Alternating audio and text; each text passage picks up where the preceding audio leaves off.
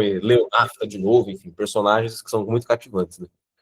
Bom, gente, dando início oficial, efetivo agora, vamos dar início à última aula do nosso curso sobre Thomas Mann, o momento da sua obra de velhice. O título da aula é esse: A Reconciliação Destrutiva, a obra tardia de Thomas Mann. É o título da minha dissertação de mestrado, tá? E como eu disse antes de começar a gravação, é um título que eu consegui entender o que ele significa só muito recentemente, para ser bem honesto, na formulação dos argumentos dessa aula aqui. Poderia passar a lista de novo? Não aparece para quem entrou depois. Posso? Não. Vou entrar agora. Tá aí. Então, eu vou deixar o título aí, eu não vou explicar ele agora, porque eu explico ele no último slide. Então, eu vou deixar ele aí para a gente pensar o que seria reconciliação destrutiva, deixar no ar. E vou fazer uma abertura, né, explicar o que que vicejou nas entrelinhas desse curso com uma epígrafe. É raro, né, uma aula assim ter uma epígrafe, mas eu gosto tanto desses versos do Murilo Mendes que eu acho que elas esses versos servem para enquadrar o problema da aula. Aqui no fundo do slide, a gente tem o túmulo do Thomas Mann no dia do seu velório. Então, chama atenção a quantidade de flores, de coroas, de flores, muito bonito, inclusive, esse túmulo, né, com vários presentes de oficiais, do governo, Secretaria de Cultura e tal. Então, mostra-se que o Thomas Mann, em vida, ele foi muito celebrado, tão celebrado que está marcado no momento da morte dele, né? E o seu túmulo, ele está na Suíça, né? O meu orientador Mazari, ele visitou o túmulo do Mann, creio que no ano passado, quando ele fez um estágio lá, quando ele deu umas aulas, umas palestras na Universidade de Basel, na Suíça. Muito apropriado para que celebramos o Dia da Pessoa Idosa. Nossa, é sério, Newton? Eu não sabia que era hoje o Dia da Pessoa Idosa. Então foi uma conveniência, assim, muito grande, porque o tema da aula é esse. Ah, garoto. Juro, não sabia. Então, ó, a epígrafe da aula, né, o título da aula é esse. A epígrafe é: para a catástrofe, em busca da sobrevivência, nascemos. Acho que esse verso tem um quiasmo, né, uma inversão, né, um X, assim, muito interessante. Esse verso do Murilo Mendes, um poeta mineiro também, muito católico, nesses dois versos ele acaba, na minha leitura, assim, por inverter a ordem das coisas, né? Ele, ao invés de colocar o nascimento, inverter a ordem cristã das coisas, né? A gente primeiro nasce para depois ir para o Apocalipse, né? Mas aqui ele inverte. Primeiro no verso, na organização formal, primeiro a catástrofe, depois o nascimento. A gente está destinado à catástrofe antes do nascimento, nesses versos dele. Então, para a catástrofe, nós atravessamos ela, nós chegamos a ela, melhor dizendo, através da sobrevivência, através do que nós chamamos de vida, né? Então, nós nascemos com essa marca, com esse rumo para a morte, para o que nós não conhecemos, ou que ele está chamando aqui, de modo bastante enfático, de catástrofe, pois trata-se de um poema sobre as ruínas de uma cidade romana, né? Então ele vai mostrar aquela cidade, ele vai descrever, vai elaborar aquelas ruínas como se fossem restos de astros de outro tempo que atravessam a história. Que é por aí que a gente vai tentar enquadrar o problema do idoso aqui para nós, a questão do envelhecimento para nós. Porque, gente, para quem acompanhou assiduamente, quem prestou atenção, sempre estava aqui circundando, sempre se aproximando cada vez mais do núcleo da aula, a questão do envelhecimento, né? É uma questão que vicejou nas entrelinhas, porque a questão é o que leva um idoso, eu me pergunto, né? O que leva um idoso a passar sua vida limpo? O que move um sujeito nos anos finais da sua vida a revisitar o seu tempo perdido, ainda mais quando o seu tempo parece ter sido arrancado de suas mãos e se perdido no poço do passado, né? Em alguma medida, eu acabo vendo um idoso sempre como um idoso, digo, quer dizer, para o século passado, o Thomas Mann já se imaginava idoso aos 50 anos. Para nós não é isso mais, né? Penso hoje, no século XXI, com uma pessoa com 80, 90 anos, é uma pessoa que está exilada no presente, né? Ela está exilada no mundo. E todos os códigos de convivência, de corte, de vestimenta, todos os códigos sociais, eles foram fundamentados criados, cultivados, em outro momento da história. E se eu posso trazer a questão para uma coisa um pouco mais pessoal na aula, assim, eu convivo com uma pessoa muito idosa. Antes de me mudar aqui para outra casa, quando é noiva, eu morava com meus pais até pouco tempo atrás. E com eles passou a morar também a minha avó materna. Minha avó materna é de nome Joaquina. Ela nasceu, gente, em 1933. Ela tá, então, com 92 anos. E ela tá muito saudável. Ela tá lúcida, ela anda, ela faz tudo sozinha, toma banho sozinha, vai ao banheiro sozinha, come sozinha, é impressionante, assim. Ela se mudou para casa dos meus pais porque ela, olha só, aos 90 anos, descobriu um câncer. Olha que coisa. Descobriu um câncer, ela fez radioterapia, fez quimioterapia, e a véia venceu o bagulho. Ela venceu o câncer de modo que agora ela tá morando com os meus pais por uma questão de, né, depois da doença ela precisa ter mais cuidados, ela não tem mais a mesma energia, mas tem um vigor ainda. E aí, essa convivência com ela vem depois da minha escolha do objeto de pesquisa, né? Eu cresci junto com a minha avó. Meus pais saíram para trabalhar, meus pais ambos são professores, inclusive, meu pai é professor de literatura, falando aqui na última aula, essa surpresa, né? Meu pai é professor de literatura e minha mãe também professora de língua portuguesa. Então eu trago a sala de aula, viu, Álvaro, de casa desde sempre. E bom, dentro da minha biografia, né, pessoal, eu sempre convivi muito com a minha avó materna, minha avó Joaquina, que minha mãe saía para viajar. Meu pai, hoje, parabéns para ele, então, Regis. Muito legal. Então, a aula de hoje está cheia de efemérides. Que felicidade. Então, como eu dizia, eu cresci com ela, eu e a minha irmã, né? Eu tenho uma irmã mais nova, e aí a gente passava, enfim, o dia eu chegava da escola, né? Era criança, eu chegava da escola, minha avó estava lá fazendo almoço, eu comia a comida dela, minha avó nasceu no sul de Minas Gerais, nasceu em Paraguaçu, em 33, e enfim, a culinária que eu gosto, que eu aprendi a cozinhar, que eu aprendi a conviver, todo o meu gosto está fundado na culinária mineira. A couve com alho e azeite, sabe? Um bife, arroz, feijão, coisas assim muito simples, coisa fundamentada pela minha avó, certo? E uma outra coisa que agrava esse meu interesse por pessoas mais velhas é o fato de que, quando eu nasci, eu não tive a chance de conhecer os meus dois avós, tanto materno e paterno. Quando eu nasci em 98, ambos já eram falecidos. Ambos faleceram, se não me engano, em 96. Eu nasci em 98. De modo que, gente, para mim, por ter nascido sem avós, a palavra avô, para mim, ela sempre foi oca, sabe? Eu nunca usei a palavra esperando que alguém atendesse. Eu nunca usei a palavra, ela foi riscada do vocabulário. Desde sempre na minha vida, né? Nunca usei a palavra avô, tanto que, falando agora, me vem memórias de assistindo filmes hollywoodianos, eu vi a figura do avô e eu ficava meio intrigado com aquilo, meio desejoso de ter aquilo. E eu nunca tive, obviamente, porque por circunstâncias da vida. De modo que eu sequer consigo sentir saudade deles. Posto que sequer a voz deles eu conheço, não há vídeo deles, não há gravação deles. Então eu não tenho nenhum registro, então eu não tenho só fotografia, minha foto não fala. Eu não tive a presença para sentir a ausência deles na minha vida, sabe?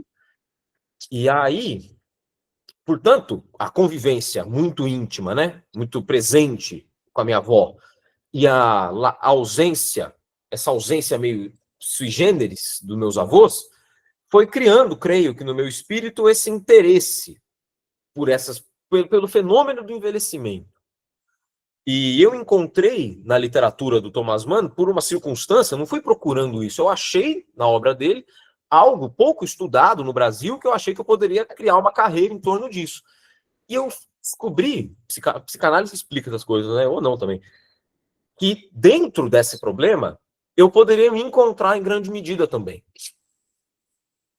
Entendeu? Então, essas questões que vicejaram no curso, do porquê que um idoso passa a vida limpo, o que diferencia um idoso de nós, que pelo menos no meu ponto de vista, né, não tenho 30 anos ainda, no que se estabelece essa diferença.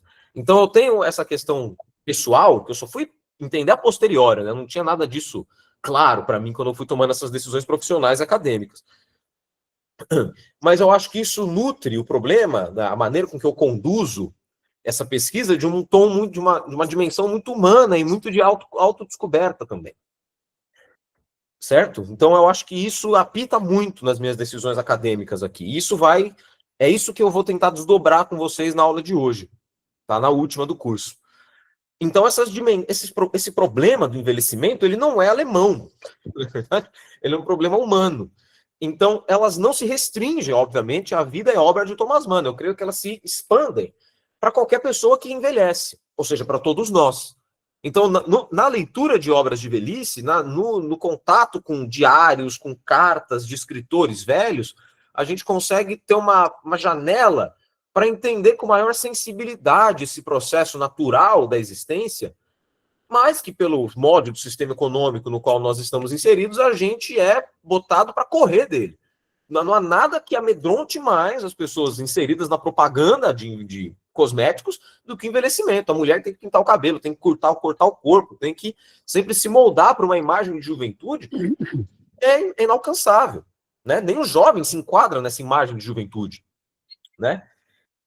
Então, começando já a condução dos raciocínios e tal da aula, como não se restringe a obra do Thomas Mann, creio que a gente pensar nos em termos... frente à matemática tem um que é baixo.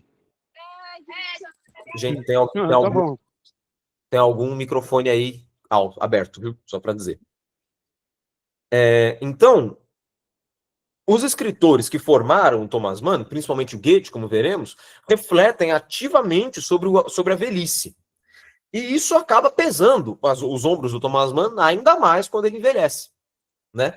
Tem uma frase do Dr. Fausto que eu vou desdobrar na minha tese de doutorado aqui, que no começo do romance, o narrador, o Sereno Zeitblum, fala o seguinte, a gente chegou a ler isso na aula. Ele fala assim: velhice é passado que se tornou presente. É passado apenas recoberto de presente. Portanto, a velhice, ela é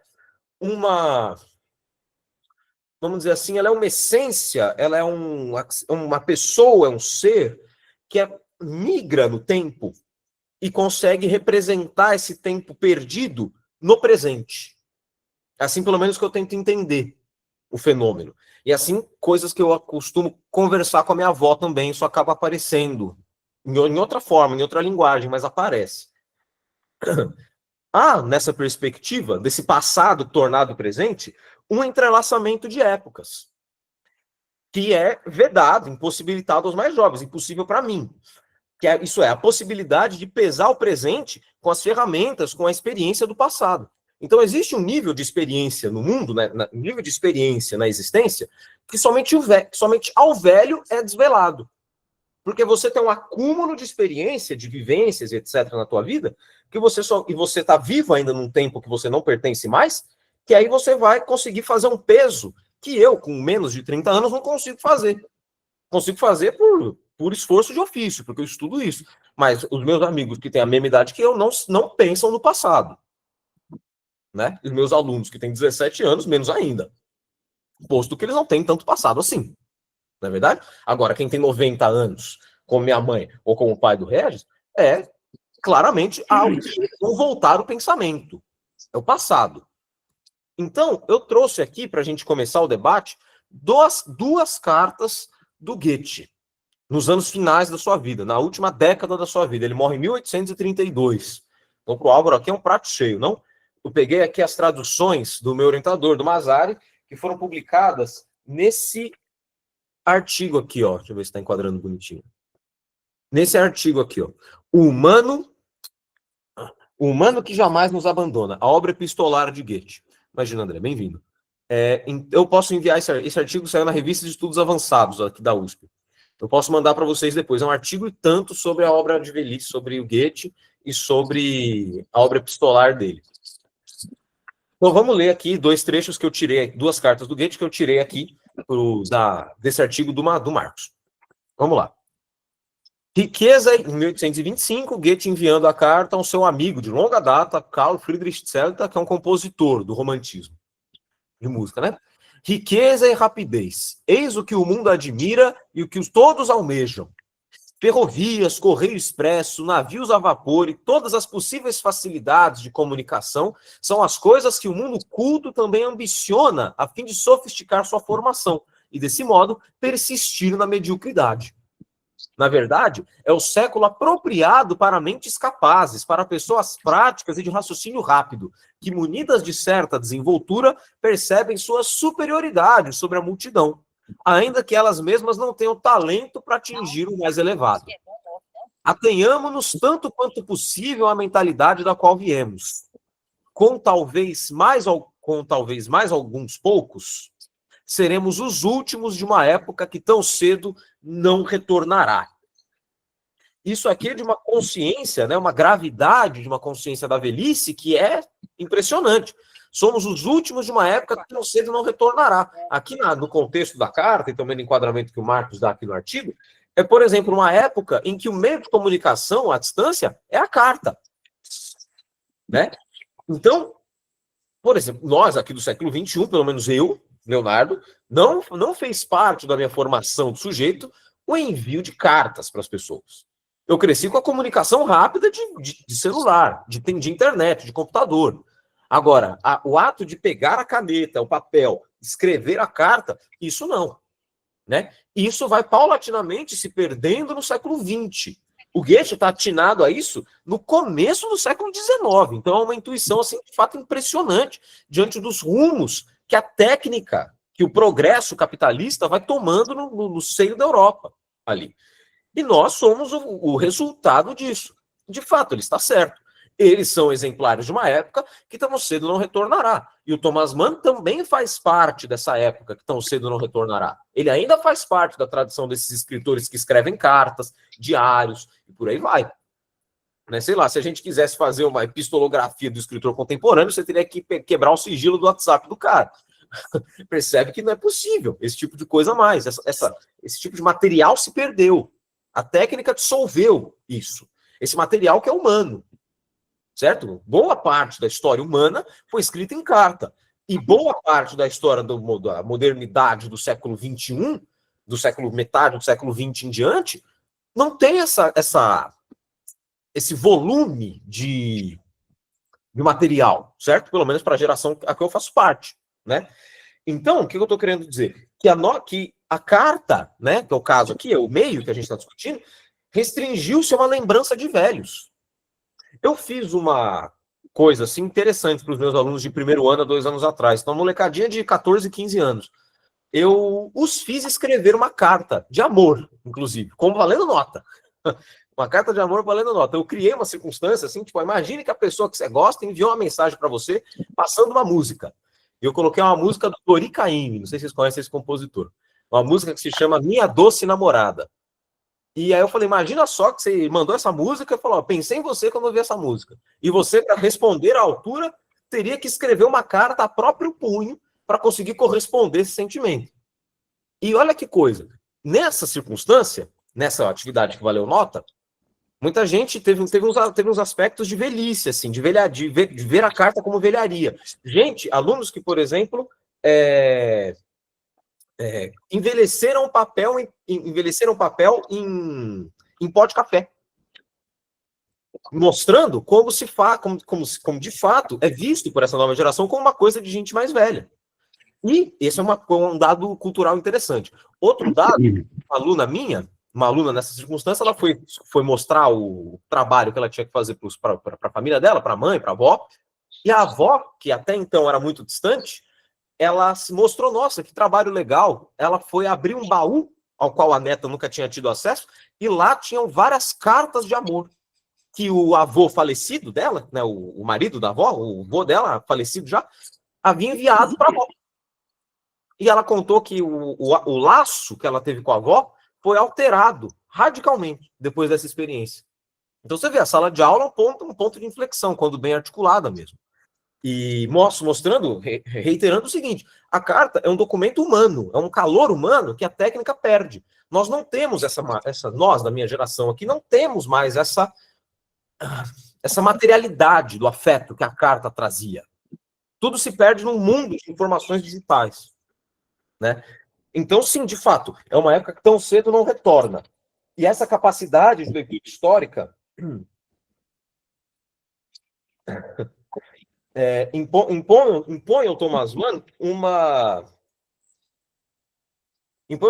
revisão também da sua época, porque o Thomas Mann é leitor dessas cartas, né? Não é um documento que toda a geração do Mann leu. E aí tem uma outra carta do Goethe que é bem interessante também. Deixa eu ver o que eu vim escrever. Tenho 36 anos e escrever cartas para amigos que moravam longe quando éramos adolescentes. Louco pensar que para eles a carta é uma tecnologia do século XIII. Também sou professor e me deparo com essas realidades cotidianamente. Exatamente. Para eles é coisa de outro mundo, de outro século mesmo. Não se escreve mais carta. Isso é uma perda humana, na perspectiva goetheana, na perspectiva do Theodor Adorno, do Walter Benjamin e do Thomas Mann. Então são pessoas assim de grande vulto que dizem, perder a carta é perder algo central do convívio humano até o século em que estamos.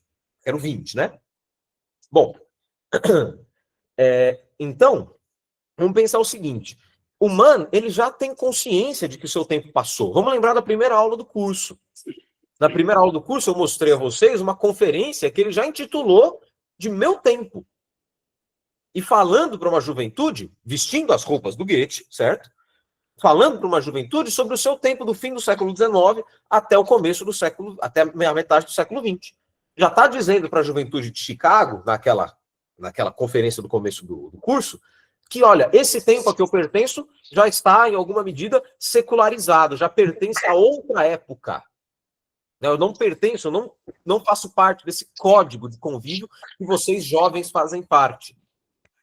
E, bom, esta circunstância tem um efeito de você não fazer parte mais do tempo contemporâneo, não fazer mais parte ativa, né? Você saber que o seu tempo é pretérito, implica como posso dizer, numa consequência grave, que é você, enquanto mais velho, sobreviveu a muitas pessoas. Você é um sobrevivente do tempo. Em outros termos, você viu muitos amigos irem embora, amigos, familiares, amores, você viu muitas pessoas deixarem esse plano. Você viu muita gente morrer. E é justamente o conteúdo da carta que o Goethe escreve ao seu amigo, o Zelta, aqui a foto dele, a reprodução de uma pintura dele, quando ele perde o seu primogênito, doente. O amigo acaba de perder o filho. O que eu escrevo numa circunstância dessa, pelo amor de Deus? Olha o que o Goethe escreveu, olha a sensibilidade disso aqui. O que um amigo deve responder ao amigo num caso como esse? Viver muito significa sobreviver a muitos.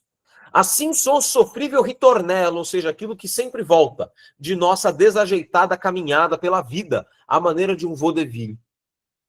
Ele sempre está de volta, agasta-nos e, todavia, impulsiona-nos, mais uma vez, no rumo de uma séria, renovada aspiração.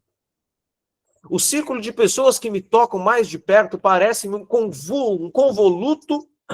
convoluto de folhas sibilinas, das quais uma após a outra, consumida pelas chamas da vida, desfaz-se no ar e assim, de momento a momento, confere aos que ficam um valor mais elevado. Que é importante, confere aos que ficam um valor mais elevado. Nesse ponto de vista, a minha avó, com 92, seu pai, Regis, com 93, tem um valor mais elevado por ter sobrevivido ao século. E minha avó tem histórias da roça que são de encher os olhos. E são histórias muito simples. São histórias tipo dela fazendo polvilho, sabe? Num fogão que ficava fora da casa. E ela, o fato de contar isso, mostra que ela também faz parte de uma época que tão cedo não retornará. E atribui um valor grande a nós que somos da época que você compra biscoito de polvilho no mercado só. Você não faz o polvilho. Né? Podemos atuar até que, convocados mais cedo ou mais tarde pelo espírito do mundo, retornemos ao éter. Continuemos a atuar. Então tem um valor mais elevado porque eu faço parte de um tempo que já se foi, mas eu estou vivo. Então eu represento um tempo perdido. Ele está condensado em mim. Está condensado nas marcas das rugas. Vamos, parênteses, o ácido hialurônico quer acabar até com isso, né? Todo mundo cheio de borracha na cara e não tem nem ruga mais.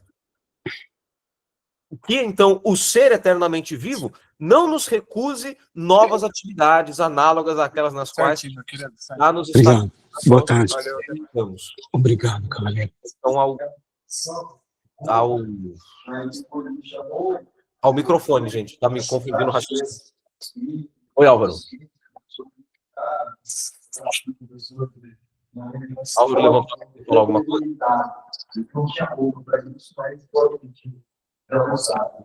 Olha, eu vou ativar aqui o seu som. Licença aqui, nada aqui, não é nada pessoal.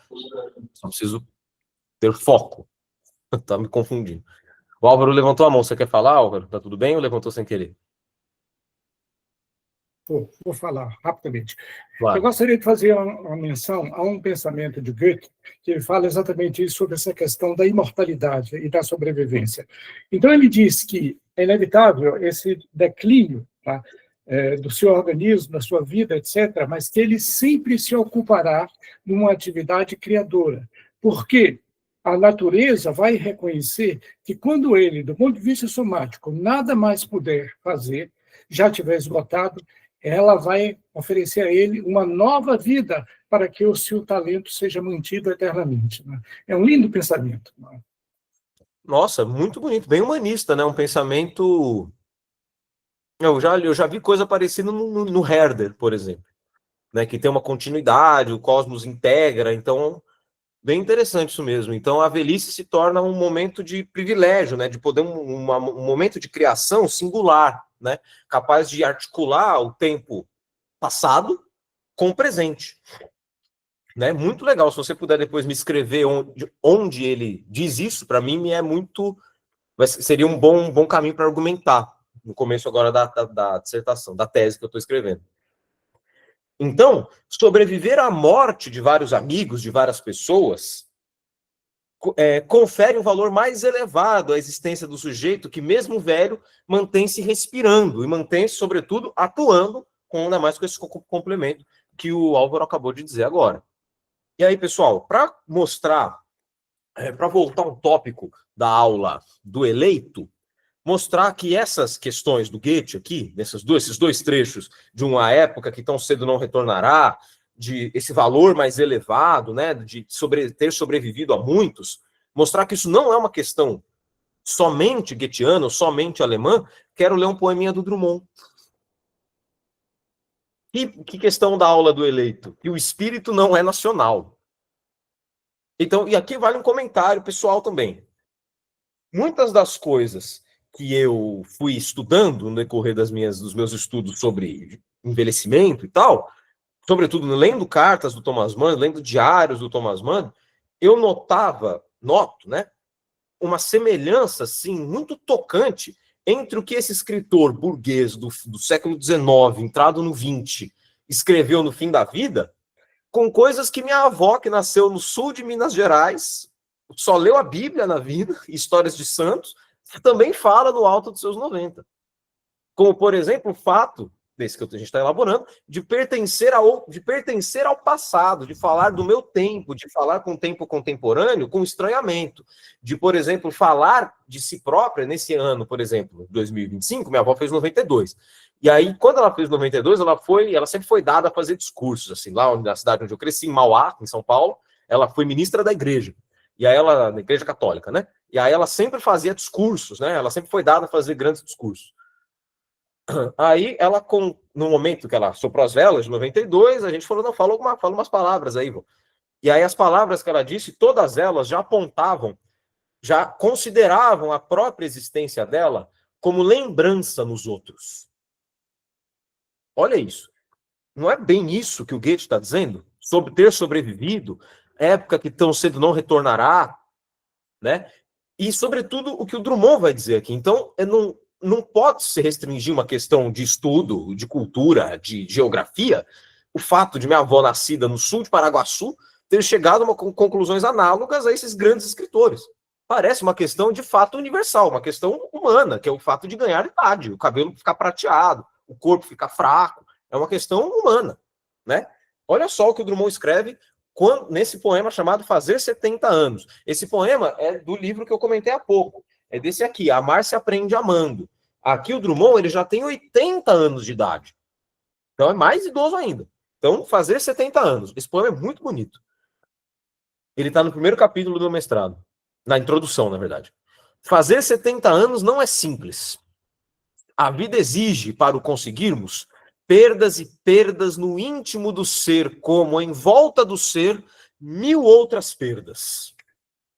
Fazer 70 anos é fazer catálogo de esquecimentos e ruínas. Viajar entre o já foi e o não será. É, sobretudo, fazer 70 anos, alegria pojada de tristeza. Ó José Carlos, o poema dedicado a José Carlos. Irmão em Escorpião, nós o conseguimos. E sorrimos de uma vitória comprada por que preço? Quem jamais o saberá? À sombra dos 70 anos, 2 mineiros em silêncio se abraçam, conferindo a estranha felicidade da velhice. Esse poema é lindo, lindo, lindo, lindo. E ele tem soluções para o problema da minha pesquisa e creio que para iluminar as questões do envelhecimento, que eu acabo tentando elaborar aqui, ó, nas obras tardias. Tem um denominador comum na minha visão, ó. Uma época que tão cedo não retornará. Viver muito significa sobreviver a muitos. Catálogo de esquecimentos e ruínas. Viajar entre o já foi e o não será.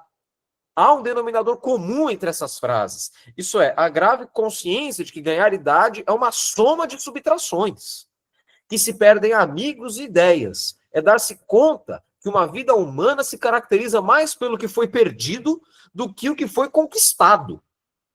Tem um pensador brasileiro, o Leandro Conder. Ele é sociólogo, né? O Leandro Conder, ele tem um texto chamado Curriculum Mortis, que o meu orientador do mestrado, Jorge Almeida, gosta muito desse texto. Que o argumento do texto é basicamente o seguinte: essa rolagem, essa enumeração de conquistas que o currículo Lattes coloca, que o LinkedIn coloca, tudo isso, na verdade, não diz nada sobre a gente. O que diz mais sobre uma pessoa é aquilo que ela não conseguiu fazer. São os seus esquecimentos e ruínas. É o já foi ou não será. É a inconclusão que vai determinar uma pessoa. A identidade de alguém está mais no currículo mortis do que no currículo vitae. Né? E uma obra tardia é exatamente o acesso a essa inconclusão, a essa ruína, que é o que a gente conheceu o curso todo. Cada obra elaborando isso de modo diferente. Então, ó, que bom, Sheila, fico feliz. Essa alegria pojada de tristeza é pedra fundamental de toda obra tardia. E toda obra tardia, é que eu tento ser um pouco poeta, é um triste mineral incrustado de pequenos focos luminosos. Né, mineral, porque a gente está falando com Drummond, né, então é 70% de ferro nas almas, né, de Itabira. Então, a ideia aqui é bem essa, de que focar-se só no acúmulo de conquistas, de vitórias, de likes, etc., que você vai ganhando, na verdade, mais dispersa, torna mais enevoado o acesso àquele sujeito. Onde ele malogra é onde ele mais é pessoa, ali que você conhece alguém. Por exemplo, eu dei aula de Graciliano Ramos hoje, eu tô com isso na cabeça. Tipo, você conhece muito bem o Luiz da Silva. Por quê? Porque ele é um fracassado. Você só conhece ele pelo fracasso.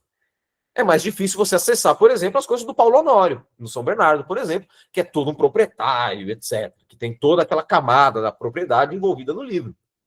Então, a obra tardia é esse triste mineral incrustado de pequenos focos luminosos. E vejam só como isso recai na obra do Thomas Mann, na velhice do Thomas Mann. Aqui eu coloco uma foto dele bem velho, olha como ele está mais abatido. Né? Aqui você tem uma fotografia que eu acho que captura muito essa alma.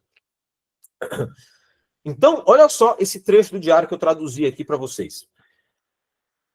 Então, é assim quando se sobrevive a si mesmo. Wagner escreveu com quase 70 anos a sua obra derradeira, o Parsifal, e morreu logo depois. Eu, com quase a mesma idade, escrevi a minha obra, o Fausto, levando às últimas consequências, uma obra final em todos os sentidos.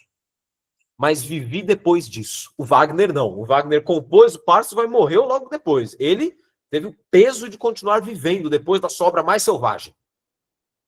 O eleito, ainda mais vivaz, e a enganada são custosos suplementos que me pesam os ombros, já são desnecessários.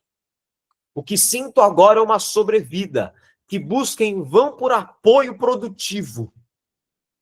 Continuar a viver é errado, sobretudo porque eu vivo errado, erradamente, fela Rafa aqui. Então, eu vivo errado, achei mais direto. Então, olha só a melancolia que recai na velhice do humano, certo?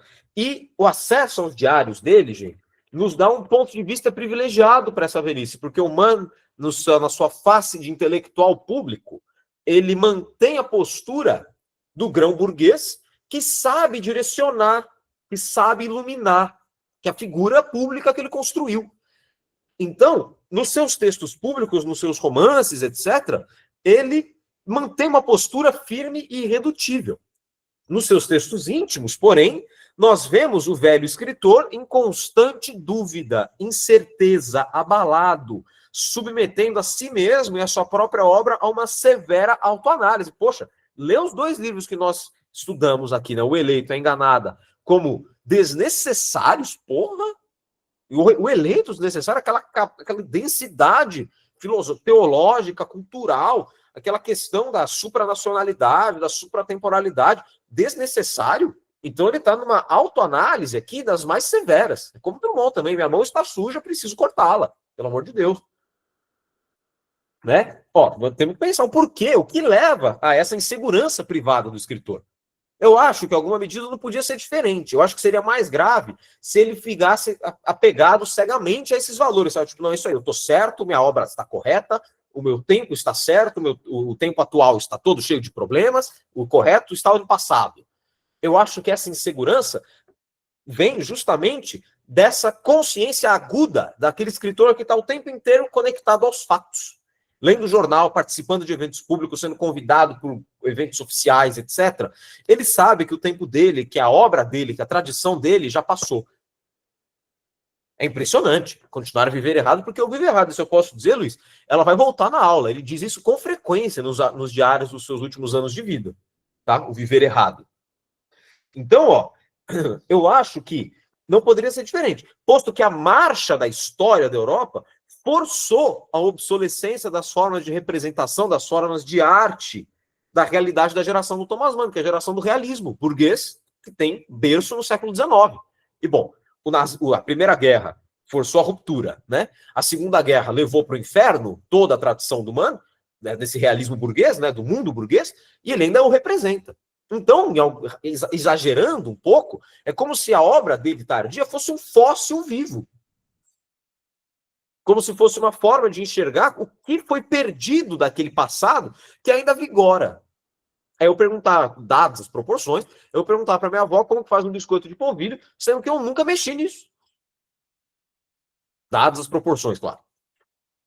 Então, ó, vamos refletir. Continuar a viver é errado. Aqui é ele, olha só a diferença, gente. Aqui é uma fotografia, ele está num evento, mas é uma foto que captura o momento em que a velhice se abate. Aqui é o evento de aniversário de 80 anos dele. Então ele é a estrela. Olha só a figura revigorada, parece, que ele está aqui. Então você tem aqui a face privada, né? Mais melancólica, reflexiva, incerta. E você tem a face pública do intelectual, que é vigoroso ainda. Sobra tardia, desse trecho do diário, ganha nomes que merecem certa consideração. O Doutor Fausto é uma obra final em todos os sentidos. O Eleito e a Enganada são custosos suplementos que me pesam os ombros, já são desnecessários. Não seriam essas obras fruto de uma forma de literatura já desterrada pelo tempo? Talvez esse seja um dos sentidos do Doutor Fausto, já que o romance figura, como vimos, a ruptura definitiva do humanismo europeu. Isso é, o pacto do artista com o diabo e a inaptidão prática do intelectual, o narrador, em se opor à barbárie. Ele só emagrece e fala, ai meu Deus, que dor. Mas falar isso aqui é uma barbárie, que vocês nazistas estão dizendo, os serenos, para não bancar o desmancha prazeres, aspas dele, prefere se afastar. Após essa inflexão histórica do pós-nazismo, haveria validade para obras criadas a partir dessa tradição? Creio que é essa questão que vigora, que está aqui nas entrelinhas desse diário. Continuar a viver do meu modo errado são obras desnecessárias, porque a tradição na qual eu me assento, Thomas Mann, não faz mais parte do dia a dia, não está mais na ordem do dia. Representa um outro tempo. Certo? Vamos seguindo. Sobretudo porque eu vivo errado. Essa interrogação é tão severa, essa aqui, né? Será que essas obras criadas a partir dessa tradição são válidas ainda? Ela é tão severa que Mann questiona a validade da própria vida dele mesmo, né? Nesse viver errado, pode ser lida também a definição drummondiana do tornar-se septuagenário. Catálogo de esquecimentos e ruínas. Ora, nesse erro, sedimenta-se toda uma experiência histórica que desloca o sujeito de viver conectado aos novos tempos, já que o seu espírito tem raízes num tempo perdido, num tempo abolido, nesse passado que, né, vai sendo cada vez mais afastado a cada dia que o idoso vive, né? Então, gente, olha só que potente essa obra, esse momento tardio do Thomas Mann. Porque nós podemos figurar a obra dele, pensando, né, que a gente começou com Goethe, a gente tem que pensar, nem toda velhice é igual. Né? A velhice está sempre em função das circunstâncias históricas na qual ela está se desenvolvendo. Né? De modo que, para conseguir pensar o modelo do Mann, que é o Goethe, na sua velhice, nós temos que pesar o seguinte, que o Goethe não teve que passar toda a sua velhice, a época, as décadas finais de sua vida, exilado, como o Thomas Mann teve de passar. Desde os anos 30, o Thomas Mann jamais voltou para a Alemanha. E não volta a residir lá, só volta para visitar. A gente viu isso. Então, é uma vida de exilado, o Mann toma na velhice, assistindo pelo jornal a contaminação e a destruição de toda a sua pátria intelectual. Então, é uma velhice, assim, muito mais selvagem do que a do Goethe. O Goethe ainda vivia no bojo daquela vida burguesa, né? O Mann já não pode mais fazê-lo. Foi historicamente impedido de fazê-lo e, pior, foi obrigado a conviver com a negação desse seu modo de vida, com a incursão desse seu modo de vida no inferno. O pacto da burguesia com o fascismo. Ele viveu isso. E teve que ver de camarote tudo ruim. Ter a sua casa bombardeada, ter a casa do Goethe bombardeada, ter toda a noção de uma Alemanha desfeita. Então isso, claramente, vai pesar ainda mais os ombros. Saber que a cultura que ele representa é uma cultura de outro tempo que está vigorando num tempo arruinado. Então, a velhice aqui, ela é dobrada a dificuldade dela. Está entendendo? A velhice em Goethe é centrada, então, nessa reflexão metafísica sobre o tempo e a vida. Em Mann, esse problema, que é inerente à velhice, né, sobre o tempo, deve ser articulado com essa experiência de ruptura histórica. Então, é ser velho, sim, como é ser velho para minha avó. Contudo, ser velho com essa consciência das coisas é mais grave. Porque você tem que lidar com essas duas camadas de consciência. O meu tempo de vida está se escoando, a areia da ampulheta está acabando, e aquilo que essa areia representa também acaba comigo. Pelo menos é isso que imagino que esteja na cabeça dele. Desse modo, a figura do velho Mann, por reavivar, como vimos, a herança do Goethe, converte-se de novo num bom ponto de vista para compreendermos como que a cultura burguesa humanista, né, de raiz do Goethe, mantém-se vigorosa, ainda nesses tempos arruinados, dentro da obra de velhice, que é o que a gente estudou. São esses os guias da minha pesquisa. Olha o slide, vamos lá. Como eu vejo um idoso? O idoso eu vejo como uma visão em limite. E esse nome da velhice como visão em limite também não é meu. Essa visão em limite é dada pelo Conselheiro Aires, no romance do Machado de Assis, chamado Memorial de Aires, que é o primeiro capítulo da minha tese, inclusive que eu já escrevi, Marcos já leu.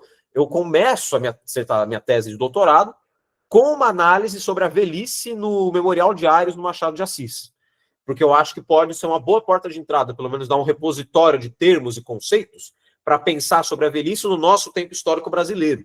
E aí é capaz de deslocar aquele vocabulário, arcabouço teórico que eu elaboro ali, para a Alemanha, que é o caso do Mann aqui. O idoso, então, para o Conselheiro Aires, é uma visão em limite. Que limite é esse? Um velho sabe que sua existência é pretérita. que o tempo presente não é o seu tempo. Se fosse, ele não diria, no meu tempo, localizando aquilo no passado, né? Desse modo, quando o escritor idoso ergue a sua pena, carrega nela o mundo ficcional que passou a vida criando, e na obra de velhice, atrita-o com o novo tempo do mundo. Então, a obra de velhice, a obra tardia, é uma obra de atrito, que é um valor perdido tentando se inserir no debate contemporâneo. Nesse raciocínio, essas obras teriam o privilégio de sintetizar o limite do homem pela perspectiva de um sobrevivente do tempo. A obra tardia, portanto, tem o privilégio de sintetizar a proximidade da morte, né, o limite do homem, por aquele que atravessou a experiência histórica. E no caso do humano, não é qualquer experiência histórica. Ele foi protagonista de um período selvagem da história do Ocidente, que agora, triste de nós, viceja novamente. A história residente dos Estados Unidos não me deixa mentir, não é verdade? Assim, as obras tardias empreendem uma visão em limite. Isso é, uma vida acossada pela proximidade da morte. Impõe ao sujeito um olhar no retrovisor. Mas, dado, posto que ainda vive, exige que esse passado se revitalize no presente. O que não acontece, como veremos, sem segurança. Ou como vimos agora na entrada do diário, nessa aqui. Não é sem insegurança que essa revitalização ocorre. Então a gente tem que ver essa última aula aqui, pessoal, como uma retrospecção das outras. Pensem no Doutor Fausto, no Eleito na Enganada, aquelas obras que vimos, com tudo aquilo que a gente viu, como exatamente uma obra que está tensionando as questões da tradição, desse tempo perdido do humano, na circunstância do pós-Segunda Guerra, numa Alemanha em reconstrução. E numa reconstrução bastante complexa, né? E cheia de conservações do pensamento nazista, que é o que o humano enxerga na Alemanha Ocidental, pelo menos. Tudo bem, gente? Tá indo até aqui a noção de obra tardia? O problema do porquê? Porque o idoso é importante nessa equação? Porque o problema das obras tardias, ela não é novo na história da arte. Né? Não é novo. Mas eu pensei na minha tese para tentar elaborar isso de outro modo, é que eu não posso só ficar dialogando com os caras que já escreveram sobre a obra de velhice, só ficar repassando o que eles escreveram, só falando que eu fiz o fichamento do texto. Eu pensei, bom, eu tenho que dar um passo para trás. Eu tenho que entender que quem está escrevendo essa obra tardia é uma pessoa envelhecida. Antes de uma obra tardia, nós temos um homem velho, uma pessoa velha. Então eu preciso entender quem é essa pessoa para aí depois pensar o que ela é capaz de produzir. Né? Então é uma visão um pouco mais humanista. E é por isso que eu me recorri a Ecléa Bose, no Memória e Sociedade. Porque se eu podia ter feito o caminho fácil, que é ficar, que não teria problemas para mim, né, enquanto questões intelectuais, mas de formação intelectual. Mas eu poderia só ficar dialogando com Theodor Adorno, dialogando com Eduard Said, que são teóricos que elaboram vivamente, né, largamente o estilo tardio, só dialogando com eles, reorganizando com eles ali, fazendo uma paráfrase dos termos dele, e pronto, tá certo. Só que aí eu tive que pensar, bom, mas isso é muito fácil e também, em alguma medida, é muito redutor. Porque existe um ser humano atrás dessa obra, existe um autor, né? Existe uma pessoa que viveu aquilo ali, chegou àquela circunstância de escrever, por exemplo, isso daqui, tá ligado? De modo que eu falei, bom, eu preciso dar um material que seja capaz de me dar essa densidade sobre o que é envelhecer. E aí eu encontrei o livro da Ecléa Bose. E aí, para a gente conseguir pensar sobre esse problema, eu recortei dos vários relatos, né? Para quem não conhece esse livro, é um livro, assim, estupendo, é um livro que efetivamente mudou a minha vida, como há tempos um livro não fazia, que depois da leitura desse livro, toda a conversa com a minha avó mudou de cor para mim. Toda a conversa com a minha avó mudou de figura. Ficou muito mais interessante, ficou muito mais humano, perdeu aquela camada, assim, meio de tédio que o jovem tem ao conversar com o idoso. Sabe? Falando disso em outras vezes, eu acabei pensando no seguinte: conversar com um idoso é um trabalho de mineração. Dá para ver que eu sou drumondiano pra caramba, né? É um trabalho de mineração, por quê? Porque tem um monte de rejeito. São frases elípticas, ele vai, volta, repete, fala de lugares que você não conhece, pessoas que você não conheceu, e uma história puxa a outra, fica perdido naquele monte de narrativa. Mas no meio desses rejeitos, vamos usar esse termo mineralógico, no meio disso tudo tem uma pedra preciosa. E essa pedra preciosa, como um diamante, você carrega para sua vida. Como o ouro, você veste como um anel e carrega consigo. É isso que tradição significa, é isso que significa memória. Você tem que escavar para chegar. E aí, dentro dessas memórias, eu creio que seja possível criar alguns paralelos com a argumentação que eu quero criar aqui numa obra tardia. E para tal, eu estou usando aqui um relato desses 8 livros, um trecho desses relatos do livro. Porque esse livro aqui, para quem não conhece, me perdi aqui na exposição. Quem não conhece, é um livro grande, tem suas 500 páginas, mas das 500, é um livro de psicologia social, mas é um livro que, das 500 páginas, 400 são de idosos contando a sua própria história. E aquela voz é fazendo as vezes de uma narradora, uma grande narradora, inclusive. Dessas 500, sei lá, arredondando 100 páginas, é de teoria mesmo, de psicologia social, que é a introdução e a conclusão. Então é um livro, assim, de novo, recomendo vivamente a leitura. Recomendei a leitura dele para as minhas turmas de terceiro ano do médio nessa segunda-feira, porque eu estava montando esses slides, né? Eu estava com isso bem vivo. E tem 2 senhoras aqui que lembram, que mencionam a Semana de Arte Moderna aqui de São Paulo. Eu apresento a Semana de Arte Moderna pelo relato delas, aqui do livro. Bom, vamos ao relato do senhor Ariosto, que é um trabalhador pobre, que será capaz de nos dar ferramentas para pensar no estilo tardio. Vamos lá, vamos ler. Chegamos a reunir 20 moças para trabalhar conosco no fundo do quintal, numa oficina que chamamos a Multicor. A Elvira e eu pegávamos uma rosa natural. Víamos como era a rosa, cortávamos as pétalas e mergulhávamos na anilha. A rosa tem uma porção de cores mais fortes, mais claras, em degradê. As pétalas iam secar num tabuleiro. Quando secavam, separávamos por tonalidade. As pétalas eram lisas, antes de armar, passavam pelos boleadores, que são umas bolas que a gente esquenta no fogo para encurvar a pétala. Primeiro no centro, depois no sentido contrário, nas bordas. Eu preferia fazer as margaridas e as rosas. Que é coisa mais poética que um senhor falar em como fazer rosas, flores artificiais. Isso é lindíssimo, gente. Chorei algumas vezes lendo esse livro. É muito tocante. E aí, mas é aí que, né, Léo, o que você está querendo combinar um depoimento como esse, tão rasteiro, com essas altas veredas literárias? É para mostrar que o espírito não é nacional, gente. Tem mais coisa entre o céu e a terra do que a nossa filosofia aqui. Vamos lá, vamos dar uma analisada estilisticamente nesse relato aqui. Ele tem um esmero, né, no detalhamento de como essa rosa é feita, né? É tão minucioso que parece que a gente vê a rosa ser formada na nossa frente. Isso é o efeito da narração, diria o Walter Benjamin. Quando você narra, aquilo se presentifica nas palavras, né? De modo que no livro ali, quando a gente está lendo, o senhor Ariosto fala no momento que ele aspas, tá? Parece que estou rejuvenescendo quando recordo. Então, olha só que coisa bastante potente para a aula, né? Parece que quando ele está narrando, o passado volta. Por que não pensar isso no Mann também? Quando ele fala dos livros que ele leu, quando ele fala das suas leituras do Goethe, por que isso não voltaria também? O Thomas Mann não fez rosas, não fez flores como essas aqui. Contudo, o trabalho dele era o escritor, era a cultura, né? Vale destacar, olha isso, ainda nesse sentido, a alta incidência dos verbos na primeira pessoa do pretérito imperfeito. Olha aqui, ó. Na primeira pessoa do plural. Ensinávamos, pegávamos, víamos, cortávamos, mergulhávamos, separávamos. Se a gente destaca só os verbos, tira eles, só separa eles e lê eles em sequência, como eu fiz agora, você tem toda a cadeia produtiva da rosa. Se a gente ensinava como? Pegava, via, cortava, mergulhava, separava. Você sabe todas as etapas da produção.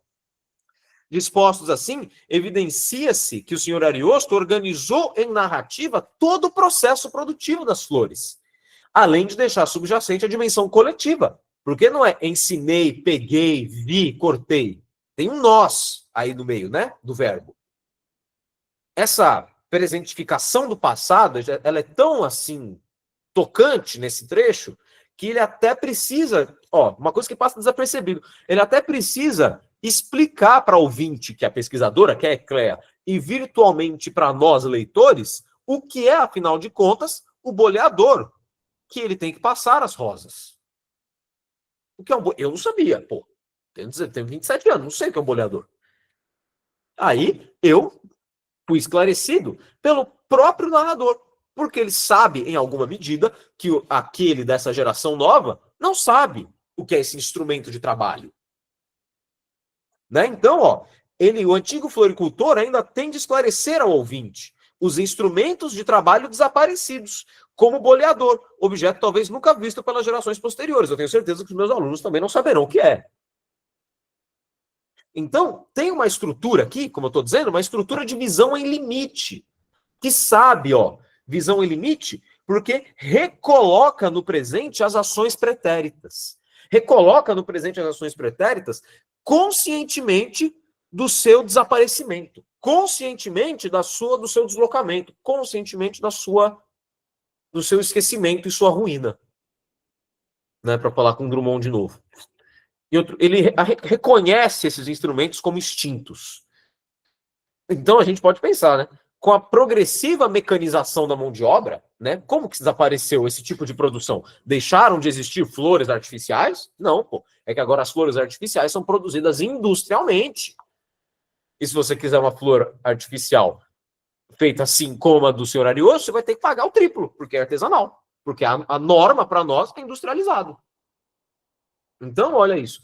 As reconhecem enquanto extintas, porque o esmero artesanal desaparece como modo de subsistência no mundo da automação do trabalho. Então, tipo, o senhor Ariosto, eu não sei se ele tem, não dá para inferir se ele tem consciência dessas camadas, mas o discurso dele tem. É isso que importa para nós, estudiosos. O discurso dele tem isso. Por que ele faz questão de explicar o que é o boleador? Por que ele organiza a narrativa? Como se organizaria a Rosa? Porque, em alguma medida, ele sabe que essa coisa do tempo dele foi-se embora. E foi-se embora por questões de desenvolvimento de progresso técnico, tecnológico, capitalista. Né? Então, nesse raciocínio, o recorte do relato é capaz de sintetizar a noção de sobrevivência ao tempo que o idoso conserva em si. O senhor Ariosto acaba condensando, acaba sendo um ponto de vista para esse modo de artesanato que foi desaparecendo. Entendeu? O que é distintivo para Bose, então, é por que ele vai narrar desse jeito, o que vai ativar a memória dele. Ó, a professora aqui, a Ecléa, que faleceu idosa também, né, com 80 anos. O Marcos a conheceu. Aqui trecho do livro. Lembranças. O passado sempre é, que é o refrão do curso, né, gente? O refrão tá desde a primeira aula aí. Sempre é, sempre voltando. Então você vê que isso no Thomas Mann é muito potente, né? Para Halbwachs, que é um dos psicólogos que ela usa, Maurice Halbwachs, de teoria de psicologia social, cada memória individual é um ponto de vista sobre a memória coletiva. Nossos deslocamentos alteram esse ponto de vista.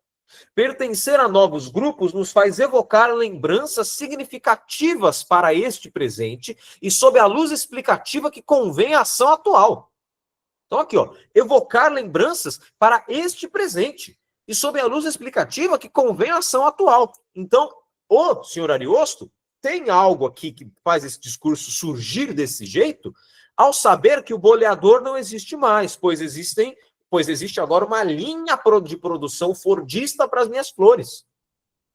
Em alguma medida, isso está pressuposto no discurso. O que nos aparece unidade é múltiplo. Para localizar a lembrança, não basta um fio de Ariadne.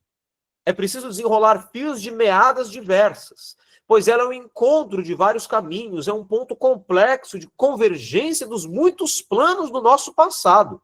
Olha isso, a lembrança é um ponto complexo de convergência dos muitos planos do nosso passado, como uma obra tardia. É o que eu vou tentar argumentar.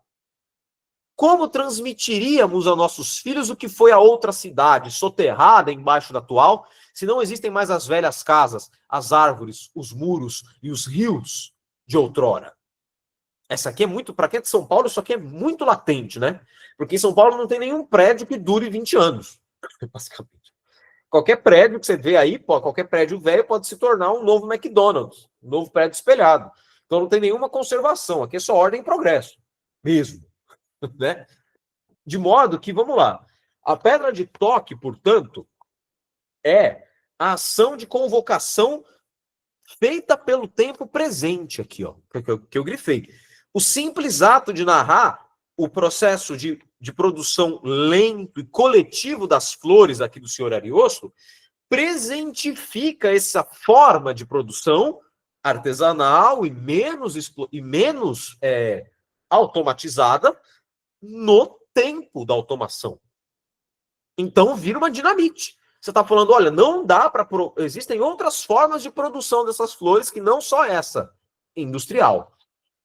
Isso é, a extinção daquela forma de trabalho cria uma lacuna na experiência, oferecendo ao velho uma maneira de intervir hoje, por meio da contemplação do seu passado. Ou seja, as novas gerações não sabem como era feito isso.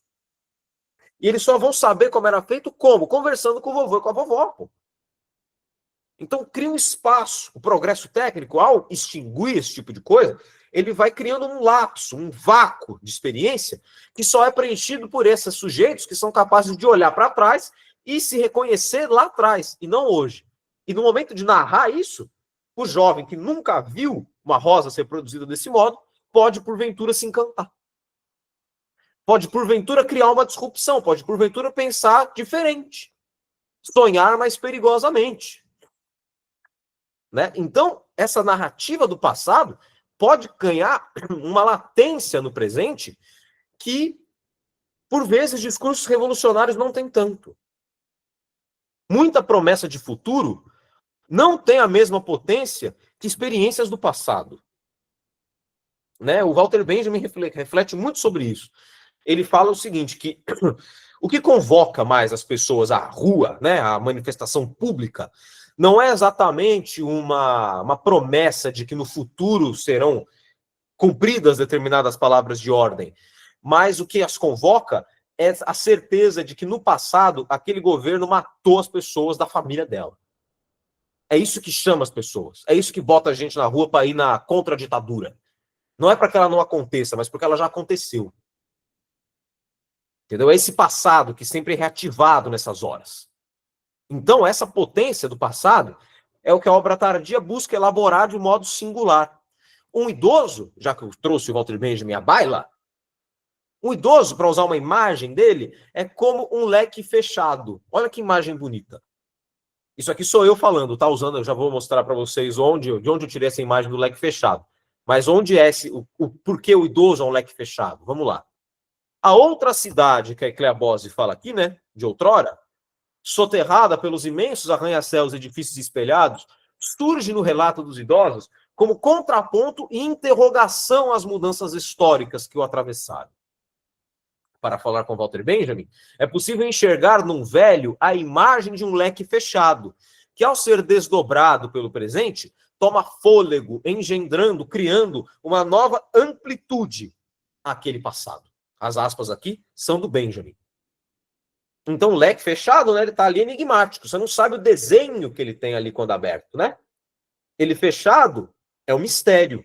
Mas a conversa, passar um bom café, um bolo de cenoura com a sua avó, pode fazer com que aquele passado se abra e se mostrem desenhos nesse leque que você que é mais jovem, por vezes não tenha pensado.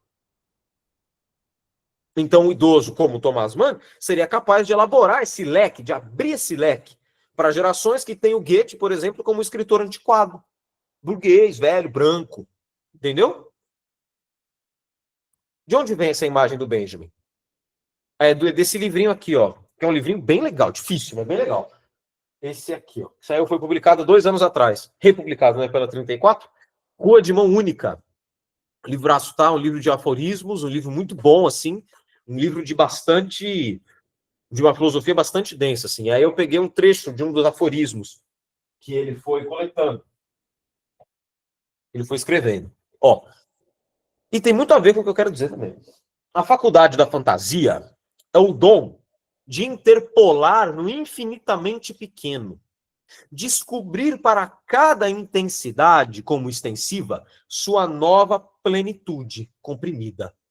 E, em suma, tomar cada imagem como se fosse a do leque fechado, que só no desdobramento toma fôlego e, com a nova amplitude, apresenta traços da pessoa amada em seu interior. Ou aqui, pessoa amada, que ele está usando uma circunstância de pessoa amada, né? Mas se a gente trocar, apresenta traços do passado, apresenta uma nova amplitude a ele. Essa imagem, esse paralelo que eu quis criar a partir do Benjamin. A gente visualizar o louco crescimento. Sim, Gilmar, foi uma das coisas que eu fiz, que me fez pensar muito na hora que eu estava lendo o livro. Recomendo muito o livro, é muito bom.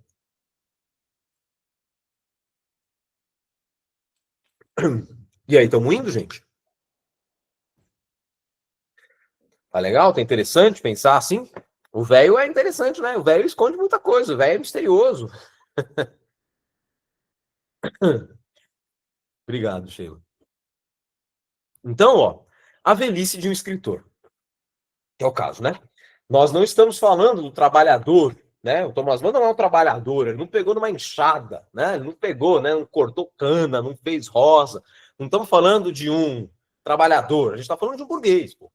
Mas eu acho que o raciocínio que a gente colheu ali com o senhor Ariosto é capaz de dar bons frutos. Aqui, ó. Se transplantarmos essas questões para o reino da estética, é possível que colhamos bons frutos. É evidente que um intelectual burguês como Thomas Mann não teria muito o que dizer no tocante ao trabalho braçal, como nos narra o senhor Ariosto. Contudo, se o defrontarmos com questões do espírito, da cultura e da literatura, então ouviremos explicar aos mais jovens sobre os seus boleadores, que não servem para encurvar pétalas de vidro, de pétalas das flores de vidro, mas para representar esteticamente a vida humana. Então, ele em outros termos, o Thomas Mann terá os seus boleadores. Quais são eles? As ferramentas de interpretação do realismo burguês, que vem lá do Balzac, do Flaubert, e assim sucessivamente, que nós vimos eles empregados nas aulas anteriores, no Dr. Fausto, no Eleito e na Enganada. Esses são os boleadores. Esses são as formas, são os instrumentos de trabalho, usando esse paralelo, que o Thomas Mann mostra como desterrados nos novos tempos. Trocando os termos, do mesmo modo que os velhos trabalhadores falam dos seus instrumentos de trabalho como algo inusitado às novas gerações, um escritor idoso reelabora os elementos da sua tradição artística. Isso é, aspectos basilares do seu estilo, de seus temas, de suas leituras diletas e dos problemas de sua geração. Aqui, atenção. A este conjunto, isso é, estilo, tema, leitura, formação, leitura e os problemas da geração, nós chamaremos de convenções. Convenção é o estilo, é o tema, é a sua formação, são os problemas que a sua geração teve que lidar. Isso são as convenções, é aquilo que é comum a determinada geração. Como estamos vendo, na velhice, se tornam desterradas nos novos tempos. Mas que talvez por esse insulamento, esse desterramento, deixam indicado antigos caminhos que permaneceram indevassados. Deixam indicados por esse isolamento caminhos que se perderam e que podem vir a detonar o presente, dar uma mudança de paradigma.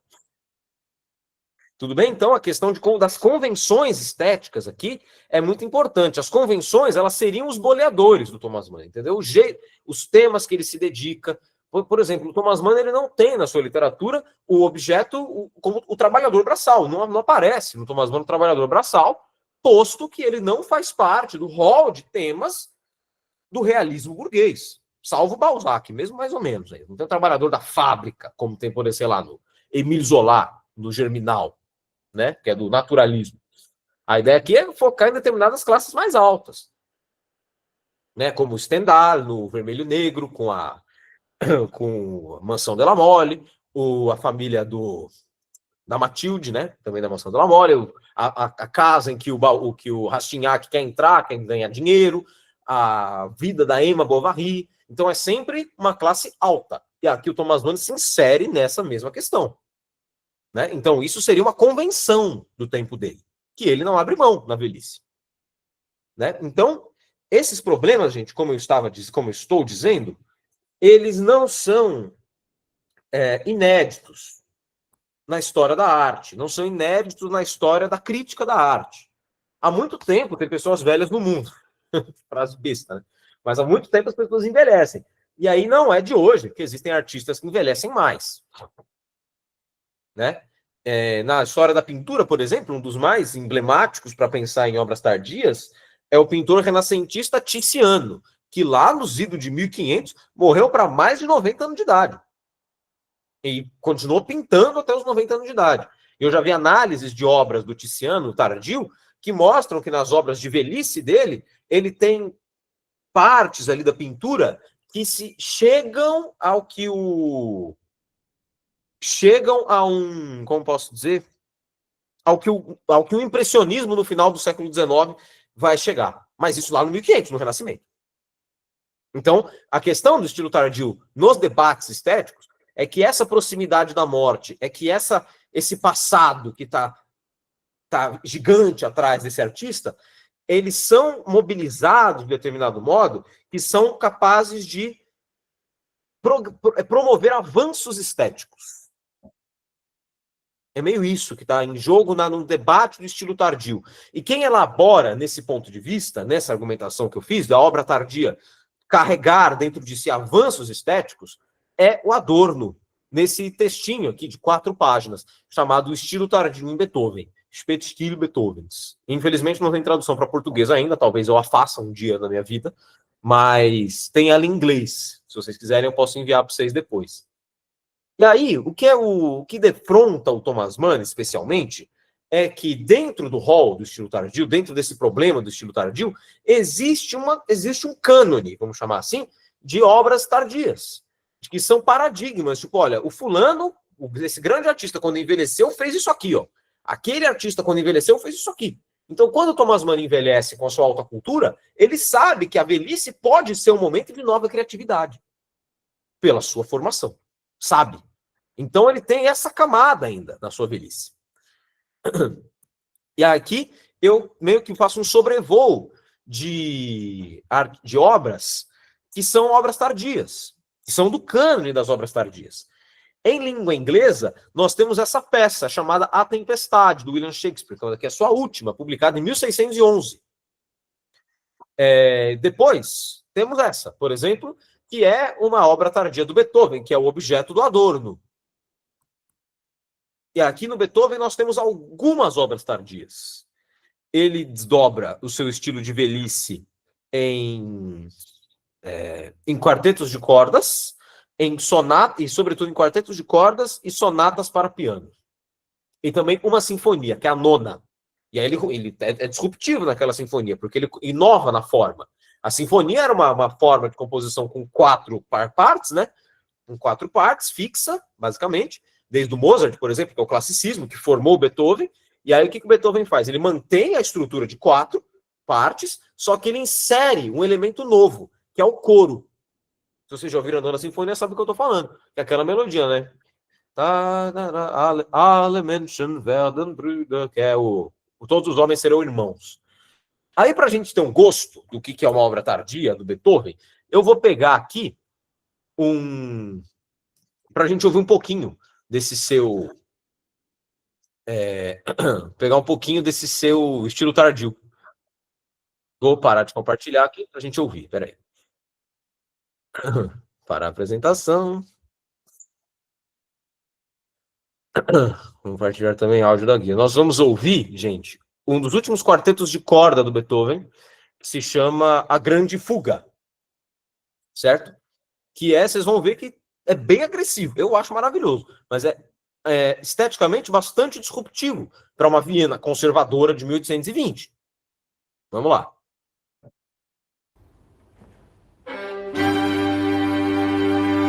Ouvi? Dá uma joinha.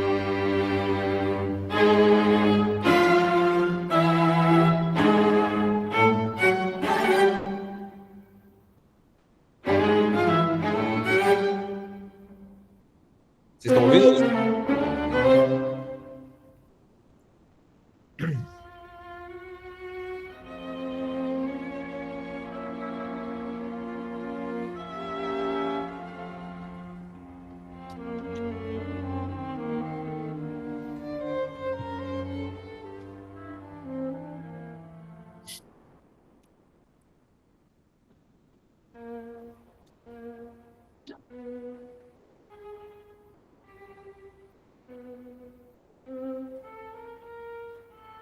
Olha agora.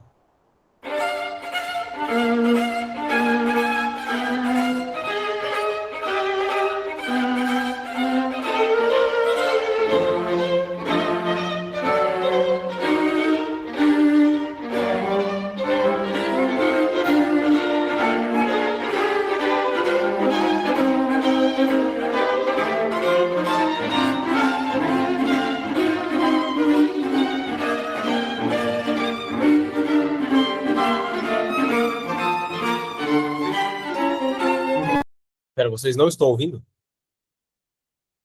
Dá uma ajudada aí, que vocês me responderam, eu fiquei na dúvida. Ah, tá, susto. Então vamos continuar um pouco mais.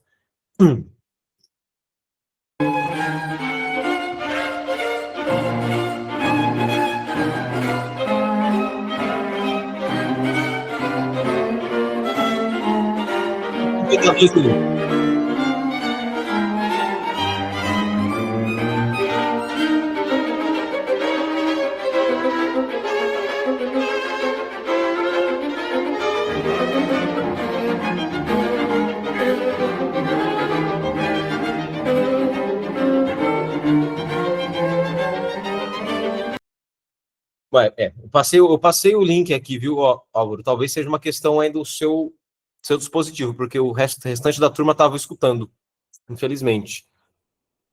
Só um comentário sobre isso daqui, sobre essa composição, é que a fuga, né, é uma forma de composição muito antiga, e sobretudo que fez parte da formação musical do Beethoven, que se formou sobretudo com Bach e Mozart. E o Bach é um compositor, é um compositor de igreja, né, que usava muito essa forma da fuga para compor entre vozes, né, e criar esse tom espectral assim de uma música de missa. Portanto, a fuga é uma forma tradicional, fazia parte da convenção musical da época do Beethoven. Não havia nada mais, era conservador, entendeu? Usar uma fuga na composição. Contudo, usar uma fuga desse jeito, que é tudo atrito, parece que tem um monte de quadrados se atritando, né? Uma coisa assim muito agressiva. Usar a fuga desse modo é em si um jeito bastante disruptivo de colocar a convenção, de se valer da convenção, compor através dela, mas de modo disruptivo, mas de modo novo. Esse é o movimento argumentativo que o Adorno faz no seu texto. É um movimento argumentativo que o Adorno faz no estilo tardio de Beethoven. Entendeu? Mostrar que a formação musical do Beethoven não foi abandonada quando ele estava mais velho, e velho no Beethoven é 50 anos de idade, né? Que ele morre com 56, mas ele morre com 56 anos quase surdo, né? E com o estômago zoado, assim, morrendo de dor de estômago, muitos problemas familiares, e, bom, mostra-se o seguinte, com a proximidade da morte dele, com o agravamento da sua condição, das doenças, né, com a diminuição da vitalidade do corpo, acaba atribuindo ao artista determinada, vamos chamar assim, determinada liberdade de composição, mas que ele não nega de onde ele veio. Na verdade, o contrário, ele reafirma a sua tradição de modo ainda mais disruptivo. A tradição se torna caminho de disrupção. A tradição se torna um meio de quebrar o status quo. Olha que coisa sui generis. A ideia do estilo tardio é essa, você usar o núcleo da sua tradição, as suas convenções, a base da sua formação, e mostrar que esse tempo passado pode, em grande medida, servir para tensionar o presente, para apresentar caminhos que não foram desdobrados historicamente. Ficaram perdidos no poço do passado e ainda estão em estado de latência, para usar uma coisa que eu já usei aqui, constante para se realizarem. Tudo bem? Então esse é o argumento do Adorno para trabalhar a noção de estilo tardio. Aí nós voltando aqui para o outro hall de obras tardias, né? Está certo, está certo. Além da Grande Fuga, nós temos... A Grande Fuga é um exemplo do Beethoven, tá? Se vocês jogarem no Google Beethoven tardio, vocês vão encontrar um monte de obras dele. Eu recomendo para vocês ouvirem, se vocês tiverem vontade, é a Sonata Opus 111, que figura no Dr. Fausto, tá? No Dr. Fausto, você tem essa obra tocada no capítulo 9. Então, as questões, olha que coisa, os debates sobre estilo tardio em Beethoven estão dentro de uma obra tardia do Thomas Mann. Então, o Thomas Mann ele tem ciência do que significa esse conceito. Então, ele sabendo o que significa, é claro que ele vai trabalhá-lo de modo especial. Daí a insegurança, porque ele sabe que quando ele envelhece, a responsabilidade dobra na hora de compor o texto. Ele já tem todo o mundo ficcional criado, ele já tem uma longa tradição de escritor. Não é um primeiro livro que ele vai publicar, afinal de contas. Continuando o rol, a gente já tem o Fausto II, né? Que foi uma obra terminada pelo Goethe, né, em 31, e falou, ó, só publiquem isto quando eu morrer. E ele morre no ano seguinte, em 32. Então aqui o Goethe ele tem mais de 80 anos, né? Quando ele termina a redação do Fausto II. E aqui é muito complexo, né? É a obra talvez mais complexa do Goethe, mais extensa, mais densa, pelo menos na minha experiência, né? O Álvaro pode saber, com certeza sabe mais que eu sobre isso. A noção de tardia aqui é você mostrar as convenções do teatro desnudando-as como alegorias. Então, a radicalidade do teatro do Goethe aqui, de fazer um teatro longo como esse, já tiveram experiências de representação do Fausto inteiro, e dá, tipo, 16 horas. É um negócio absurdo, assim. Dá 4 horas de peça, é um negócio imenso, né? Do Peter Weiss, a peça. Outra a gente já viu hoje, que o próprio Mann coloca no seu diário, que é o Parsifal, do Wagner. Aqui é o resumo não, a divisão dele, né? E, por fim, para vocês terem uma ideia de como se via uma obra tardia, você tem o Monet também. Essa obra é uma obra tardia do Monet. Eu vi no MASP recentemente, né? Que estava o Monet aí. Fui ver, essa obra estava lá. 1924. Monet, vocês sabem, né? O grande nome do impressionismo. E você olha esse quadro aqui, ele é basicamente expressionista. Né? Essas cores confusas, essas zonas de cores, né? Então ele já está rompendo o estilo no qual ele foi moldado. Ele estava quase cego no fim da vida. É exatamente isso que eu ia comentar, Jovi. E esse fato histórico, esse fato biográfico dele ser quase cego no fim da vida, forçou a crítica de primeira hora dessas obras aqui dizer que com a perda da visão, Monet perdeu a capacidade pictórica. Do mesmo jeito que quando Beethoven foi perdendo gradativamente a audição, ele perdeu a capacidade de harmonia dos sons, de modo que a gente ouviu aquela coisa agressiva. Mas o que o Adorno vai dizer é que, muito pelo contrário, essa restrição do fim da vida, ela pode ser um princípio criativo de renovação, de uma renovação que não rompe com a tradição, mas usa a própria tradição como elemento de ruptura. Olha que dialética maluca. Adorno adora essas complexidades todas, né? Então a própria tradição se torna um caminho de você mostrar coisas que não existem mais, que se perderam. É o seu Ariosto contando sobre o boleador para nós.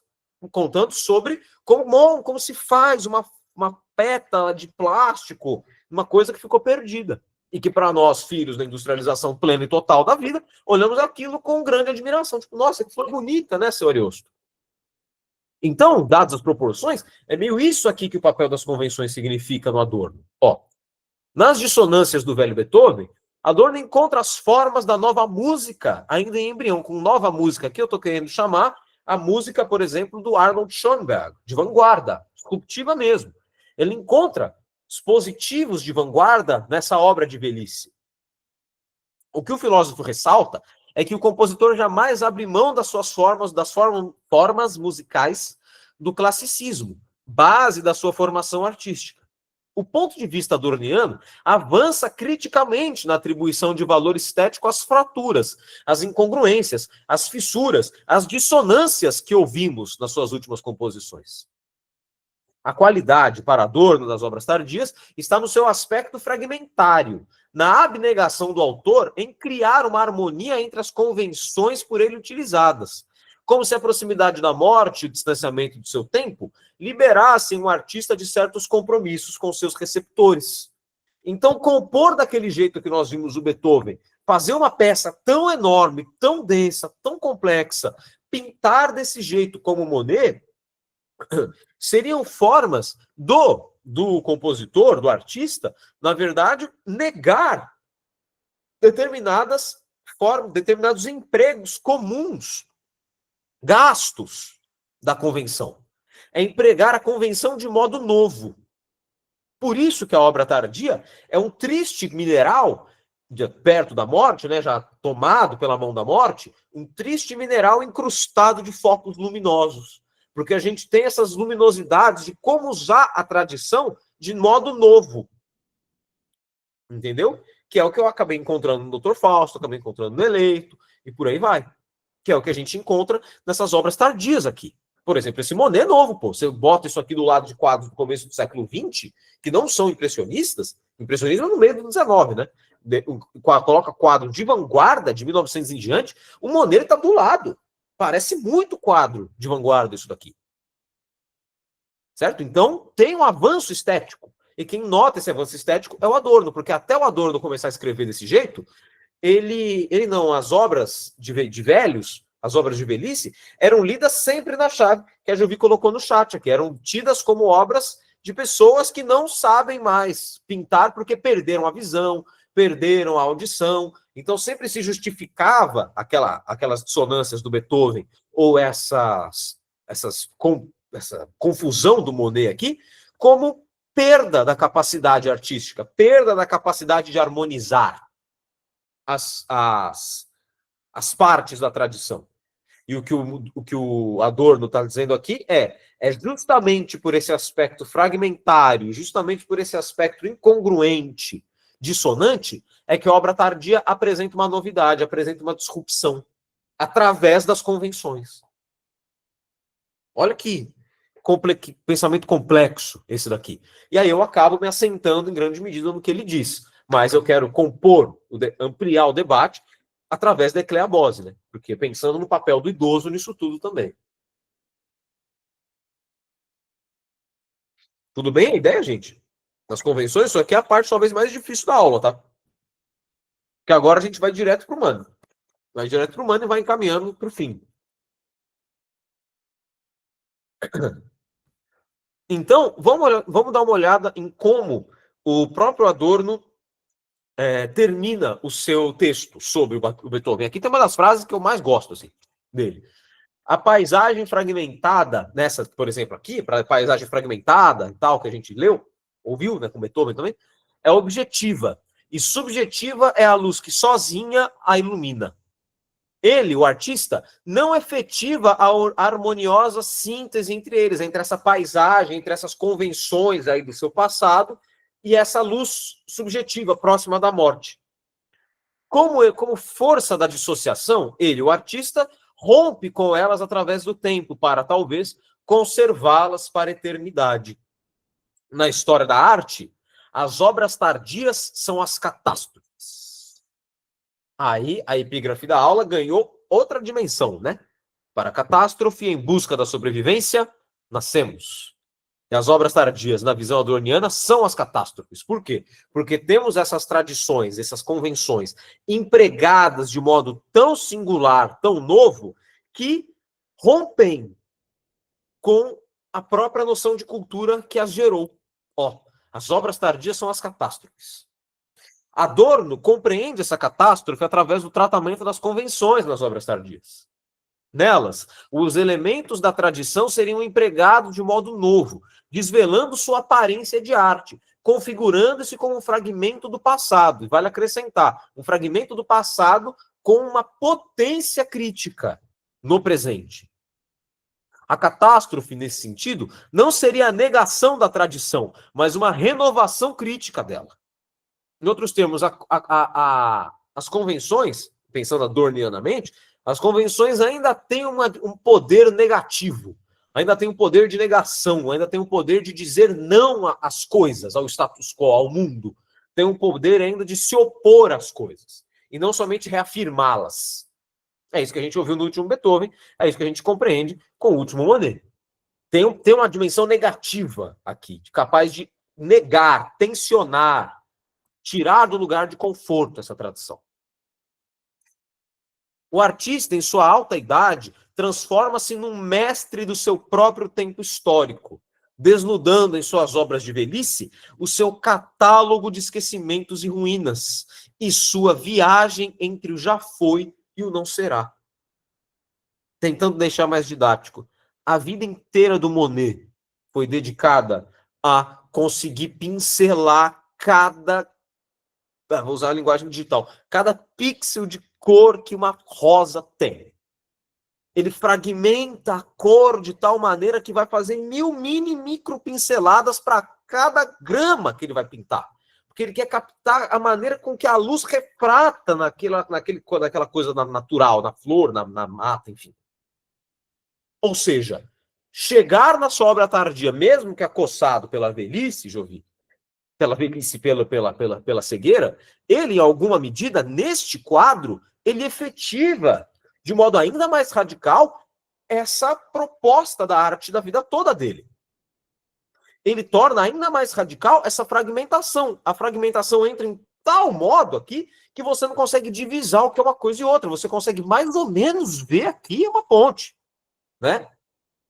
Então, cada pincelada aqui aponta para um lado, cada pincelada aponta uma nova densidade pictórica, tem uma cor nova em cada parte, cada detalhe desse quadro, né? Então, pintar desse modo no fim da vida é mostrar qual foi o percurso da sua vida, é mostrar o que ele não conseguiu fazer, é mostrar o que ele falhou, é o seu catálogo de esquecimentos e ruínas. Por isso que é uma catástrofe, porque mostra que onde eu estava, tudo que eu criei, não fui capaz de efetivar. E agora chega para você que é novo e está aí um problema para você resolver.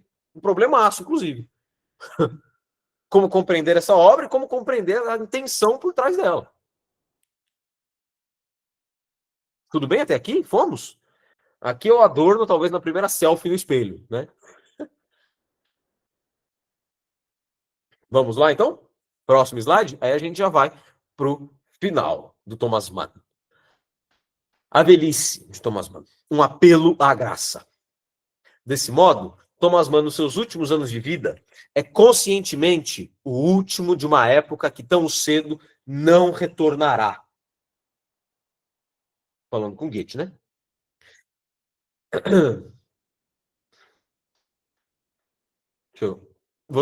Antes do slide, eu vou ler a Jobi, tá? Curioso pensar com a estilização e supressão dos detalhes que a vanguarda vai se estabelecer de certa forma, e de certa maneira, a supressão da força vital da juventude também constitui uma forma para o objeto de uma forma mais radical. Isso, concordo. Exatamente. A supressão talvez o contato com as vanguardas, a perda da vitalidade da juventude, faz com que o objeto da pintura seja representado de modo ainda mais radical, ainda mais disruptivo, né? Eu cheguei a ver aquele quadro no MASP, ele é muito impressionante, assim, ver a textura da cor ali, né, com um quadro na tua frente. Desse modo, Thomas Mann, nos seus últimos anos de vida, é conscientemente o último de uma época que tão cedo não retornará. Essa impossível recuperação do tempo perdido ativa o poder da graça em suas últimas narrativas. Ela, como vimos, é o ente que eleva, conserva e supera as questões religiosas, mitológicas e sociais no seu tão selvagem século. A aposta de Thomas Mann nela pode, salvo engano, ser compreendida como o último recurso do realismo burguês, isso é, de sua tradição, para elaborar as crises que extrapolam em muito os seus domínios. Ou seja, Thomas Mann sabe que ele não faz parte dessa época, mas sabe também que ele só tem um meio de elaborar essa época. E aí, a graça surge quase como uma solução, um apelo, né? Uma necessidade de tentar um acorde de solução final para essas dissonâncias todas, né? Mais entradas do diário para a gente ver como que ele vai tentar efetivar, como que ele vai enxergar esses seus últimos anos de vida. Olha isso, antivéspera dos seus 79 anos, em 54. Olha o que eles colocam no diário. Também traduzi para vocês. A acessibilidade e a agressividade que ainda vigoravam no Fausto e no Eleito parecem ter se perdido. Meus pensamentos estão voltados para festividades macabras e duvidosas. Eu só poderia me alegrar com um novo e vibrante empreendimento literário. Mas onde está? Eu padeço muito, pois sei também que estou vivendo errado. O café ao acordar, o cigarro, que a coragem e a esperança caiam novamente sobre mim. É grave, né? Bem, o tom muito serioso isso daqui. Mas, tipo, isso aqui é a antivéspera do aniversário. Imagina no aniversário de 79. Olha o que ele escreve. No dia, né? Melancolia, ansiedade, preocupações acerca do fim de minha vida me dominam. Como vou, de alguma maneira, atravessar produtivamente o próximo ano? Como vou recompor novamente meus empreendimentos artísticos? Assombra o "and my ending is despair". E aí eu fui, ouvido de leitor é foda, né? Porque eu li isso aí, eu falei, mano, eu conheço.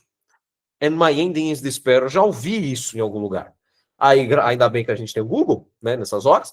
Eu pesquisei lá, "and my ending is despair", e aí eu encontrei o seguinte, que é uma fala dessa peça aqui, gente. Olha que fita. É uma fala dessa peça, que é uma peça tardia.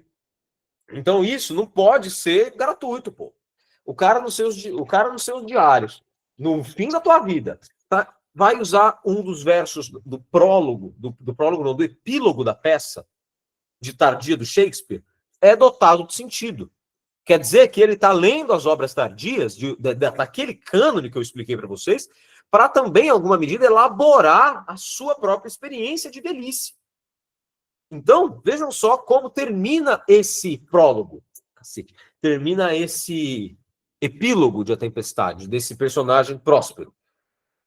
Olha, o personagem de Shakespeare termina dizendo assim: por indulgência em bondade, dai-me agora liberdade. As you from crimes would pardoned be, let your indulgence set me free. Aqui eu peguei a tradução da Companhia das Letras, né? Aqui. Então, poxa, são versos, notavelmente, de despedida e contrição, né? Ele fala de indulgência, de perdão. Indulgência carrega em si mesma a noção de graça, de perdão, né? Que por indulgência, por misericórdia e bondade, dá-me agora a liberdade. Então, é um sistema de pensamento que está muito dentro da velhice do Thomas Mann. Então, ele lia essas obras de velhice também para compor a sua experiência de velhice. Porque, de novo, ele sabe que é participante de uma tradição e que, com ele, essa tradição tem um fim.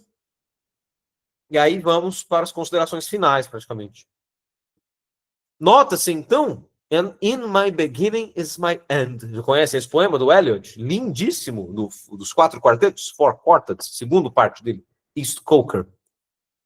No meu começo está o meu fim, né? Nota-se, então, que a proximidade da morte implica uma revisão de suas capacidades criativas, na mesma medida que confirma o pertencimento a esse tempo de fim. A interrogação diante do seu próprio tempo de vida demonstra que também aproxima-se do fim a tradição que Thomas Mann se esforçou a vida toda para representar. O empenho de manter-se escrevendo e as duras dificuldades que encontra na construção de outras obras de ficção atesta que a convalescência serve não apenas ao homem, mas também à sua tradição. O escritor sabe que quando levanta sua pena, está sob ela todo o seu passado, todos aqueles que morreram. Sabe também que ele é um sobrevivente ainda capaz de escrever, de intervir por aqueles mortos. Então, essa ansiedade, essa preocupação não é única e exclusivamente, claro que é Pita, claro que está aqui, da própria morte, que assusta qualquer uma indesejada das gentes, né? Contudo, quando a indesejada das gentes vai chegar aqui, quando ela chega, ela não apaga, ela não tira do palco, já usando imagem, né, de teatro, não tira no palco só o Thomas Mann, mas também tudo que ele representa, que é essa tradição, essa passagem de bastão do Goethe até ele, que ele busca figurar, né, que ele busca ser. Então, terminamos com essa reflexão, ó, com a inversão do verso, que o poema do Eliot começa assim, "In my beginning is my end", e termina com "In my end is my beginning", que é exatamente assim que eu vejo o fim da vida do Thomas Mann. Ó, as obras tardias revivem os mortos. Daí a sua noção de cadeia, a sua dimensão catastrófica. No caso de Thomas Mann, ela timbra em manter viva a descida aos infernos da alma alemã e do humanismo europeu. Seja no livro da Nação, o Doutor Fausto, no da Salvação, o Eleito, ou na paródia do romantismo, a Enganada, o que está fixo no horizonte, iremovível, é a dissolução do conjunto de ideias da civilização ocidental, promovida pelo espírito germânico e que somente ele seria capaz de superar por meio da graça. Então, qual que é a catástrofe da obra tardia do Thomas Mann? É manter sempre no horizonte o fato de que os alemães têm culpa. O fato de que os alemães têm parte com isso que está acontecendo. Essa, então, converte-se numa maneira desse velho, esta graça, converte-se numa maneira desse velho escritor reconciliar-se com o seu tempo, mas sem escapismos idealistas, engendrando, por isso, uma reconciliação destrutiva com a cultura ocidental, porque ele reconcilia-se, ele volta, apega-se à sua tradição, mas sem tirar de perto dessa reconciliação na velhice o caráter da sua destruição, o fato da sua dissolução, o fato da venda da alma dos nazistas, para os nazistas. Entendeu o problema? Por isso que eu chamei de reconciliação destrutiva a aula e a minha dissertação de mestrado. Porque essa graça é uma reconciliação, mas que teologicamente necessita do pecado. Teologicamente necessita do erro para existir enquanto terminologia teológica. Sabe? Então, o fato na velhice o Thomas Mann ter que ter atravessado isso tudo, vou voltar então para o slide do começo, para a gente terminar a aula olhando ele, que eu acho ele bem legal. Tem até uns comentários aqui. O fato do Thomas Mann, no fim da vida, estar atravessando a paz malograda, como ele mesmo escreve, tem que ser digno de nota, tem que ser um dos nortes para a gente entender essa obra posterior à Segunda Guerra, né? O Fausto, pelo menos as obras que a gente estudou até agora, né? Então esse título aqui consiste precisamente nessa noção de que a graça é um ente que vai conservar, superar e elevar, conservar, elevar e superar a catástrofe social da Europa. Porque sem essa catástrofe não tem graça, não tem salvação. Então, é uma reconciliação, ele não abnega dos seus valores burgueses, da sua tradição burguesa. Mas ele vai apresentar esses valores burgueses, humanistas, goetheanos, como o seu Ariosto apresenta o boleador para o ouvinte. Tipo, com isso aqui a gente torcia as pétalas e tal, eu gostava de fazer as margaridas e as rosas. E o Mano vai dizer, olha, esta forma de representação literária conserva em si um meio de caminhar para uma evolução do homem, um meio de caminhar para a sua liberdade espiritual, para a sua reconciliação consigo, uma reconciliação com o passado, sobretudo com as dimensões míticas do passado. Né? E eu fiz questão de colocar essa foto aqui, porque ela tem uma foto do Mano nos Estados Unidos, autografando o livro dessa moça negra aqui. Que se estamos nos Estados Unidos nos anos 50, estamos às vésperas do movimento dos direitos dos civil rights, né, dos 68 lá. Então, se temos aqui, né, esta figura admirando um escritor burguês, quer dizer que jovem, certo, a moça, quer dizer que há aqui, de fato, algo reconciliado. É possível, na obra desse velho senhor burguês aqui, encontrar caminhos para se responder às questões do nosso presente, inclusive hoje, século XXI, que o mito do totalitarismo, o mito do extermínio e da superioridade racial continuam vicejando, vigorando e exterminando populações, como nós vemos pelo celular diariamente. Né? Bom, e todas essas ideias, tudo porque eu não tive avós. Né? Tudo porque eu tive essa ausência a vida toda, né? E aí, isso me garantiu certa, sei lá, sensibilidade, não sei. Eu não sei. Certa sensibilidade em pensar sobre isso. Ou pelo menos interesse, né? Que é o que basta para a vida de pesquisador.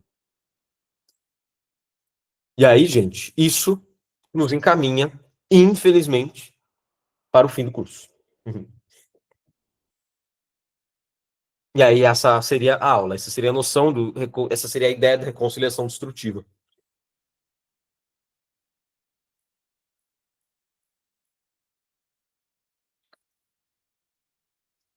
Alguém quer abrir o microfone, conversar, propor alguma ideia, discordar? Ou estamos bem? Todo mundo que está aqui. Todo mundo que está aqui, como posso dizer, marcou a presença na aula ou não?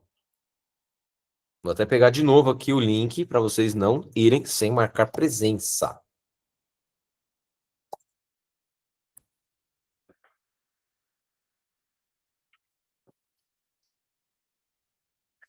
Todos sucedam, mas sem demora. Pô, tomara.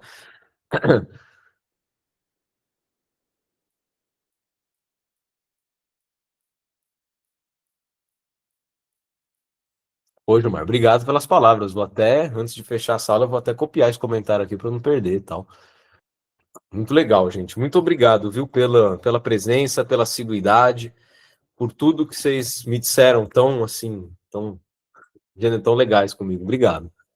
E aí eu ia dizer, se vocês fiquem à vontade de escrever para mim, vocês têm o meu e-mail, né? Escrevam para mim, para dar um feedback, para compartilhar alguma coisa comigo, para tirar dúvida, enfim, me chamar, sabe? Obrigado, gente, por permanecerem aqui comigo. Me inscrevam, vou esperar